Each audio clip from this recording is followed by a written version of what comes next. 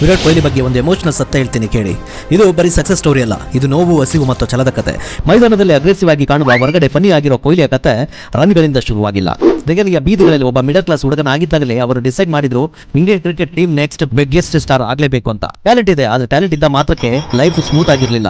2006ರಲ್ಲಿ ಅವರ ಜೀವನದ ದೊಡ್ಡ ಆಘಾತ ಎದುರಾಯಿತು. ರಣಜಿ ಮ್ಯಾಚ್ ನಡೆಯುವ ಮೊದಲ ದಿನವೇ ಅವರ ತಂದೆ ತೀರಿ ಹೋದ್ರು.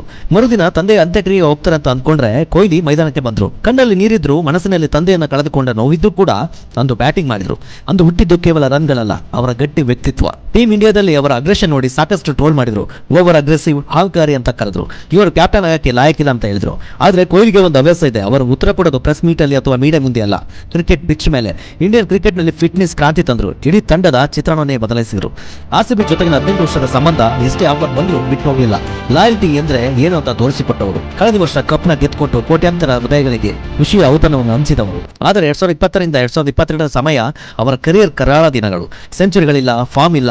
ಕೊಹ್ಲಿ ಈಗ ಮುಗಿಯಿತು, ರಿಟೈರ್ಮೆಂಟ್ ತಗೊಳ್ಳಿ ಅಂತ ಮೀಮ್ಸ್ ಎಲ್ಲ ಮಾಡ್ತಾ ಇದ್ರು. ಆದ್ರೆ ನೆನಪಿಡಿ, ಲೆಜೆಂಡ್ಸ್ ರಿಟೈರ್ ಆಗಲ್ಲ, ರೀಬಿಲ್ಡ್ ಆಗ್ತಾರೆ.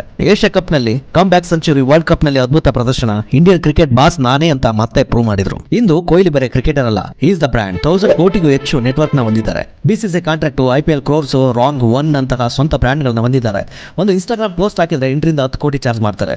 ಇವರು ಕೇವಲ ಕ್ರಿಕೆಟ್ ಕಿಂಗ್ ಅಲ್ಲ, ಕಿಂಗ್ ಆಫ್ ಕಮ್ ಬ್ಯಾಕ್ಸ್ ಕೂಡ. ಕೊಹ್ಲಿ ಅಂದ್ರೆ ಬರೀ ಕ್ರಿಕೆಟರ್ ಅಲ್ಲ, is fire, is emotion, is obsession. ಯಾರೆಲ್ಲ ವಿರಾಟ್ ಕೊಹ್ಲಿ ಅವರ ಫ್ಯಾನ್ಸ್ ಇದ್ರಿ, ಕಾಮೆಂಟ್ ಬಾಕ್ಸ್ ನಿಮ್ದೆ. See you all in the next video.